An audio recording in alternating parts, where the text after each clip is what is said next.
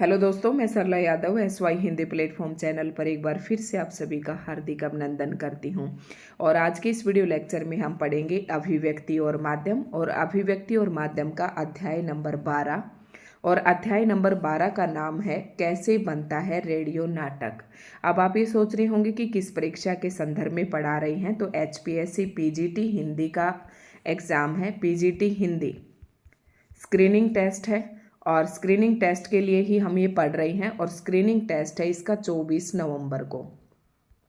17 नवंबर को होना था, लेकिन 17 से फिर से इसे पोस्टपोन कर दिया गया है। और 24 नवंबर को HPSC Haryana public service commission के द्वारा जो PGT लेक्चरर की वैकेंसी निकाली गई हैं, उन्हीं के लिए ये वीडियो हम पढ़ रहे हैं। तो आज की इस वीडियो लेक्चर में यही पढ़ेंगे, अध्याय नंबर 12 कैसे बनता है रेडियो नाटक। क्योंकि मेरे पास लगातार कमेंट आ रहे हैं कि मैम अभिव्यक्ति और माध्यम को आप पूरा करवा दें। अब थोड़ा सा अगर मैंने लेट किया, तो लेट करने के पीछे ये कारण था कि अभी तक जो मैं लेसन पढ़ा चुकी हूँ, जैसे कि शुरुआत के 8-7 लेसन थे, वो काफ़ी इम्पोर्टेंट थे और वहीं से प्रश्न ज़्यादा बनने की संभावना थी। पिछले पेपर के दृष्टिकोण से बता रही हूँ। और एक अध्याय, जो ये अध्याय दे रखे हैं, इनके जो कंटेंट है उसको देखकर मैं बता रही हूँ कि यहाँ से थोड़े से जो प्रश्न बनने लायक हैं, काफ़ी बन भी सकते हैं, थोड़ा इम्पोर्टेंट भी लगता है ये चैप्टर मेरे को। तो मैं बताऊँगी आपको कि कौन कौन से आपको इसमें से पॉइंट्स हैं जहाँ से प्रश्न बन सकता है। तो देख लेते हैं एक बार। बहुत ही छोटा सा अध्याय है कि कैसे बनता है रेडियो नाटक। यानी कि एक नाटक होता है जिसे रेडियो पर दर्शाया जाता है, और दूसरा नाटक होता है जिसे रंगमंच पर दर्शाया जाता है। जो रंगमंच पर दर्शाया जाता है वो एक जीवंत की तरह होता है, उसमें जीवित पात्र होते हैं, लिमिट समय होता है, रंगमंच की जरूरत होती है, और समय अवधि को भी ध्यान में रखना पड़ता है। ऐसे ही जो नाटक रेडियो पर दर्शाए जाते हैं, तो रेडियो में एक तरफा माध्यम है, ये एक रेखीय माध्यम है, क्योंकि ये केवल श्रव्य माध्यम है। जो रेडियो है वो केवल श्रव्य माध्यम है, श्रव्य माध्यम है, श्रव्य माध्यम है ये। और गलत तो नहीं लिख दिया मैंने? श्रव्य। आप देखो, जब लिखते नहीं है ना, तो इस तरीके से ये मतलब आदत छूट सी जाती है। तो कैसे बनता है रेडियो नाटक? रेडियो के जो होते हैं श्रव्य माध्यम है ओनली, ये ऐसे आएगा, सॉरी, श्रव्य माध्यम है, ये दृश्य माध्यम नहीं है। दृश्य माध्यम होता है दृश्य, ऐसे थोड़े से लिखने के आलस होते हैं इसमें। दृश्य माध्यम नहीं है क्योंकि इसमें दिखाई नहीं देता। रेडियो में केवल सुनने की सुविधा होती है। तो श्रव्य माध्यम है रेडियो। और रेडियो के लिए नाटक ऐसे लिखना चाहिए कि जिसको सुनने मात्र से जो है नाटक के जो स्क्रिप्ट है वो समझ में आ जाए। तो कैसे बनता है रेडियो नाटक, अब इसके बारे में कुछ हम देख लेते हैं कि आपके NCERT की बुक में क्या दिया हुआ है। नेमी चंद्र जैन, ये पॉइंट इंपॉर्टेंट है, मोस्ट इंपॉर्टेंट है, क्योंकि किसी के द्वारा कहे गए कथन, ये पिछली बार HPSC ने जब एग्जाम लिया था हिंदी का, तो उसमें भी पूछे थे कि कविता घात लगाए हुए बैठी है किसी कोने में, ये पंक्ति पूछी थी कि ये किसकी है। ठीक है, तो इसी प्रकार से हो सकता है इस बार भी पूछ ले। तो नेमीचंद्र जैन के अनुसार कैसे बनता है रेडियो नाटक, इन्होंने क्या परिभाषा दी? यह एक कष्टदायक सच्चाई है कि एक स्वतंत्र साहित्यिक विधा के रूप में रेडियो नाटक हिंदी में अभी तक कोई जगह नहीं बना पाया। देखो, हिंदी में कई प्रकार की विधाएं होती हैं। अब विधाएं किसे कहते हैं? जैसे उपन्यास है, कहानी है, नाटक है, निबंध है, संस्मरण है, रिपोर्टाज है, डायरी है, आत्मकथा है, जीवनी है इत्यादि, यात्रा वृत्तांत है, ये सभी हिंदी की विधाएं कहलाती हैं। लेकिन क्या आपने इन विधाओं के अंदर रेडियो नाटक का नाम सुना है? नहीं सुना। तो यही बात कहता है नेमीचंद्र जैन कि ये कष्टदायक सच्चाई है कि एक स्वतंत्र साहित्यिक विधा के रूप में रेडियो नाटक हिंदी में अभी तक कोई जगह नहीं बना पाया। तो ये बात किसने कही? नेमीचंद्र जैन ने। अब नाटक के बारे में आप देखो, कोई नाटक है, अब मैंने यहाँ पर हो सकता है सभी नाटक ना लिखे हुए हों जो आपकी NCERT की बुक में दे रखी हों, क्योंकि मैं ये मान के चलती हूँ कि हिंदी साहित्य की तैयारी करने वाले बच्चे, जैसे कि नेट का एग्ज़ाम है या टेट का है, उसके लिए काफ़ी सारी रचनाएं याद करके रखते हैं। तो रेडियो नाटक जो बाद में मंच पर भी दर्शाया जाता है।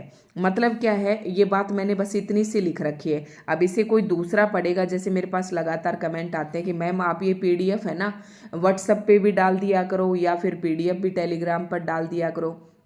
तो मैं कभी भी ऐसी इजाज़त नहीं देती, क्योंकि दुनिया भर के नोट्स आपको गूगल पर मिल जाएंगे, लेकिन नोट्स वही पढ़ने में मज़े आते हैं जो अपने खुद के बनाए हुए हों। अब मैंने खुद से नोट्स बना रखे हैं तो मुझे पढ़ाने में भी अच्छा लग रहा है और एक एक बात मुझे क्लियर हो जाएगी। रेडियो नाटक जो बाद में मंच पर भी, मतलब एक तो होता है कि जैसे कहानी लिखी, वो कहानी लिखते वक्त अपने आप को पूर्ण अवस्था को प्राप्त हो जाती है, लेकिन रेडियो नाटक जो है लिखने के बाद अधूरा होता है, क्योंकि उसे रंगमंच पर भी अभिनीत किया जाना होता है और रंगमंच पर अभिनीत किए जाने के बाद ही रेडियो नाटक अपनी संपूर्णता को प्राप्त करता है। इस लाइन का ये मतलब है। जैसे कि हिंदी में कई सारे नाटक हैं, जैसे अंधा युग है धर्मवीर भारती का, आषाढ़ का एक दिन है, लहरों के राजहंस ये मोहन राकेश के हैं। ठीक है, तो ये इनका नाम याद रख लेना, हो सकता है एग्जाम में ये आपसे पूछ ले। रेडियो की प्रस्तुति किस प्रकार, संवादों व ध्वनि माध्यम से। अब रेडियो की प्रस्तुति किस प्रकार से होती है, ये प्रश्न आपसे पूछ सकते हैं। रेडियो की प्रस्तुति यानी कि रेडियो पर जो नाटक दिखाया जाता है उसकी प्रस्तुति किस प्रकार से होती है, दो तरीके से, एक तो संवाद के माध्यम से और ध्वनि, यानी कि उसमें पात्रों के संवाद आपके कानों में पड़ेंगे और केवल ध्वनि आपके कानों में पड़ेगी और उसी से आपको समझना होगा। जैसे कि कहीं पर गोली चल रही है तो गोली की, अब रेडियो में आप देखेंगे थोड़ी ना, गोली चलने की आवाज आपको सुनाई देगी, जैसे बारिश हो रही है या कोई अंधेरे में चल रहा है टप टप की आवाज सुनेगी, तो इसे कहते हैं ध्वनि। यानी कि रेडियो की जो प्रस्तुति होती है संवादों व ध्वनि माध्यम से होती है। रेडियो नाटक की कहानी एक्शन पर पूरी तरह से नहीं होनी चाहिए, यानी कि देखो रेडियो नाटक की जो कहानी है वो केवल एक्शन पर ही पूरी तरह से आधारित नहीं होनी चाहिए, क्योंकि रेडियो का जो कहानी है वो कुछ उसमें संवाद भी होने चाहिए। रेडियो नाटक की अवधि, देखो इसमें जो पॉइंट मुझे महत्वपूर्ण लगे वो मैंने सारे लिख रखे हैं। रेडियो नाटक की कहानी एक्शन पर पूरी तरह से नहीं होनी चाहिए। रेडियो नाटक की अवधि कितने समय की होनी चाहिए, क्योंकि हम यहाँ पर रंगमंच वाले नाटक की बात नहीं कर रहे हैं, हम यहाँ पर केवल रेडियो नाटक की बात कर रहे हैं। तो रेडियो नाटक में देखो, एक तो ये केवल श्रव्य माध्यम है, केवल श्रव्य माध्यम है। अगर इस नाटक को हम 3 घंटे का कर दें या 2 घंटे का कर दें तो जो श्रोता हैं या जो सुनने वाले हैं या उसके दर्शक हैं वो उसे ज़्यादा देर तक नहीं सुन पाएंगे, क्योंकि दृश्य उसके सामने नहीं है।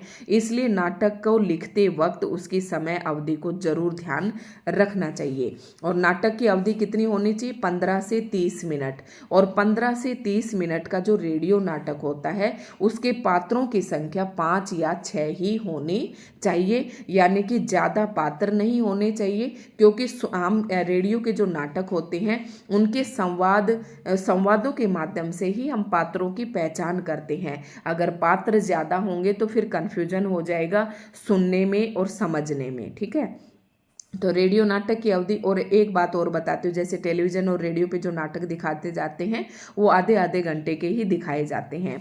तो 15 से 30 मिनट की अवधि में कितने पात्र होने चाहिए, 5 और ये 6 पात्र होने चाहिए। अगर 7 भी आ जाता है तो भी आप टिक कर देना, अगर 5 या 6 आता है तो इस तरीके से हो सकता है ये आपसे ना पूछे, लेकिन समय अवधि आपसे जरूर पूछ सकता है। अनजाने लोगों के समूह का हिस्सा बनकर जो लोग, अब ये इंपॉर्टेंट लाइन है, वेरी मोस्ट इंपॉर्टेंट, यहाँ से प्रश्न बन सकता है। अब देखो जो भी रेडियो नाटक देख रहे हैं तो वो अनजाने लोगों का ही समूह होता है, तो अनजाने लोगों के समूह का हिस्सा बनकर प्रेक्षागृह में बैठना।